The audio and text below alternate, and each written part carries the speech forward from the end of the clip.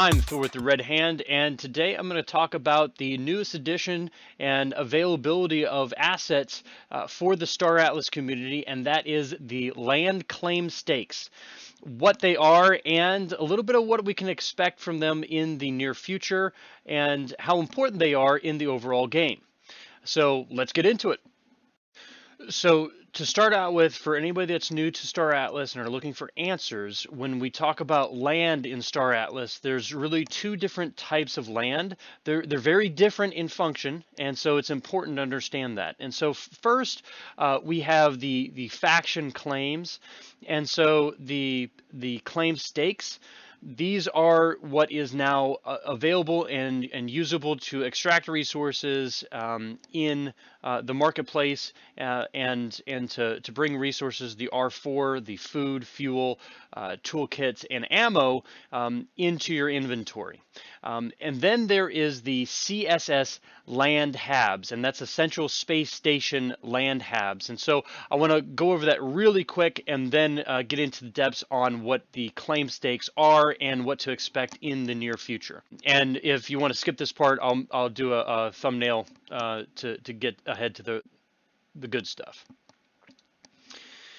And so you go on the marketplace, and under structures, you'll see a drop down, and there's the housing, hab assets, mining equipment, space stations, and stakes. The housing and the stakes are really the two different types of land, and it's how you get access to land. And so housing is the CSS land habs, and these are actually habitation units, houses that are going to be existing in the central space stations, depending on which faction you choose, Mud, Oni, or Ooster. Now, I have an Ooster, and so I actually don't have a CSS land hab yet. I think I'm going to actually end up getting this, and it's $68. And they're selling for a little bit less than that, but I'm going to buy it straight from Star Atlas, and every little bit helps, and so we're going to get that done. So now that we understand what a central space station land hab is versus a claim stake, we go to the faction claims tab, which is the flag, and that's now available. So if you hadn't claimed them yet, it would be under available claims if you had purchased it, or if you had purchased a poster and had these land claim stakes as a reward from that early part of the project. Now you can claim them, and I've claimed mine, and so they're now in faction claims, and I have a tier 2 and a tier 1. So we can take a look. They have different capacities, and it shows you the different rates. And I've claimed mine recently. I think it's 2 days for the tier 1 and 3.5 to 4 days for the tier 2. And so the emission rate is a little bit slower for claim 1 than claim 2, and the capacity is a little bit greater. But they're not. It's not like double. It's different ratios: 6,000, 5,000, 6, and 6, and then tier 1 is 2,000, 3,000, 2,000, 3,000. So they have a little bit different dynamics in there. But you can claim those and get the R4, which is food, fuel, ammo, and tools, and then you can take those R4 and go to your faction fleet, and you can maintain and make sure that they have full resources, and then the ships then give you the ability to claim Atlas. You then use the Atlas in-game currency, and there goes your ecosystem. And so that's the land claims on the marketplace and in your faction fleet, your faction claims.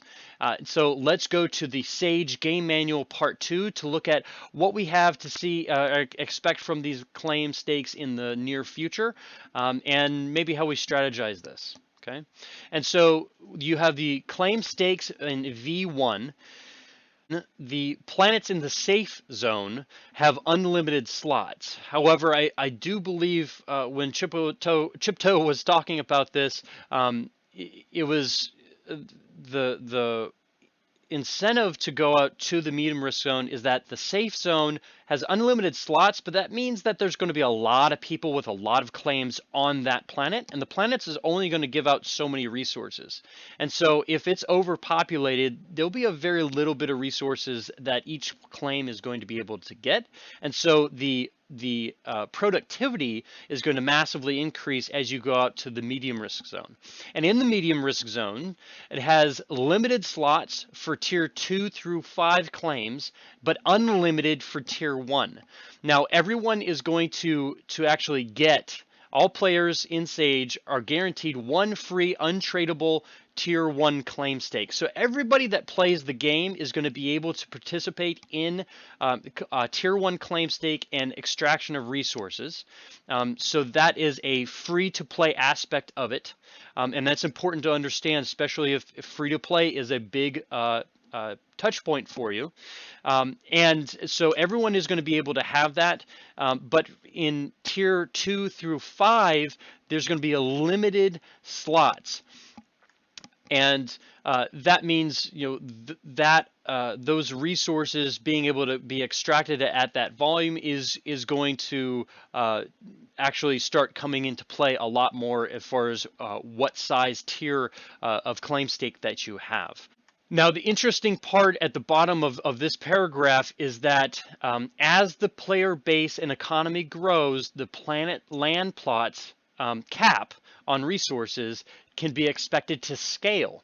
So as more people are engaged in the game, those resources may be able to be adjusted. And those are some of the levers that the development team are going to be able to pull.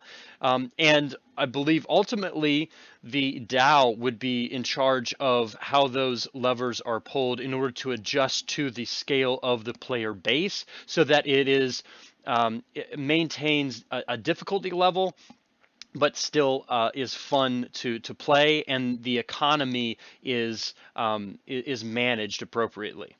So here is the breakdown of the tiers by their building slots that you get out of them, the resource emissions, the storage capacity, and the ship that's required to transport it from one place to another.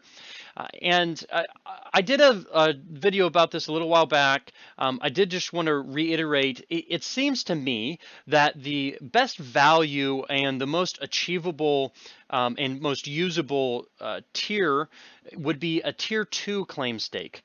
And that's because you get a 100% increase in the building slots from a tier 1. You get a 100% emission bonus, a 4x multiplier for storage capacity, and you can still transport it with an extra small ship. So like an Opal Jet could transport this thing around.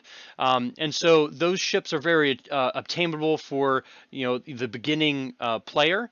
As far as price wise, they still have a big upswing from the tier 1, doubling their productivity essentially. It does have limited plots on planets, but I think that actually increases its value versus a tier 1, and everybody gets a tier 1. So the scarcity of that. Now, when you jump up to a tier 3, the slots double, the emissions double. You have to have a small ship, and the multiplier does triple. But let's take a look at the marketplace right now. A tier 3, let's just use the team's number to start out with. There are some discounted prices on the secondary market, but $1,000 versus a tier 2, which would be $243. So that's a big price difference from tier 2 to tier 3. That in my opinion, that tier 2 seems like a better value. Now going to a tier 4, you're getting a much or a slightly reduced building slot multiplier, but your resource emissions is doubled again. And you have a storage capacity multiplier that's over doubled from a tier 3. It requires a medium size ship, so that's a little bit more difficult to have the resources to transport it from one place to the other. But I think the the tier 4, if you're going to jump up to the next price point, which is going to be 3,125, so essentially 3 times as expensive. But if I want to get up to that scale, and I'm looking at the twice as much emissions, the capacity of storage is much higher. The tier 4 actually starts seeming like that might be a more efficient threshold, in my opinion. Getting up to the tier 5, now we're looking at a really expensive $7,000, 7,000, almost 800 or $8,000 for just buying these claim stakes, versus your tier 2 and then building from there. I think that's probably where I would fall in my strategy for using these. So now that we have these claim stakes and we're starting to extract R4, that's great. That's sort of a passive way to enjoy this NFT, or this SNFT, or SFT? Yeah, SFT. And that is a great thing. I'm really excited that we can start benefiting from it. Looking a little bit forward into the future in V1, how this is actually going to function. When you start out, you're going to have to actually transport your claim stake to a planet. You'll be theoretically drawing those R4 from a faction based station, but once V1 is released, you'll have to take that claim stake to a planet, stake your claim, and start getting your own resources. And so how does that really look? Well, you basically you have to unpack this mobile unit, and once it's there, then you start building your mining facilities. And then if you're curious about the different buildings as you build out your claim stake, the game manual part 2 has a sections that talks about the buildings, the base center, mining drills, power plants, refinery, atmosphere reclamation facilities, farm, repair, defenses, shield generators, space station. So there are a lot of structures that you're going to be engaged with and have involved in this station, this claim stake, and so that will be a very in-depth part of the game as well, and I'm looking forward to that. I recommend reading through this game manual for more details on that. So last thoughts are, I'm excited to see the claim stakes and for them to be active in our faction claims, that we're actually extracting resources to use on our ships to get Atlas, a little bit more to the ecosystem and the economy. I hope this video was helpful for people that are looking into Star Atlas and are interested. If you have questions, feel free to leave comments in the comment section below. My channel is still plenty small. I get to read all of those different comments that I really do enjoy, the conversations that I have with the people that do. So don't worry about liking or subscribing, but if you know someone that would find this useful or might be interested in Star Atlas, and in this little bit more passive, less combative game loop of Star Atlas, then share it with them. And if you could do that, then today was a good day. Good morning, Metaverse.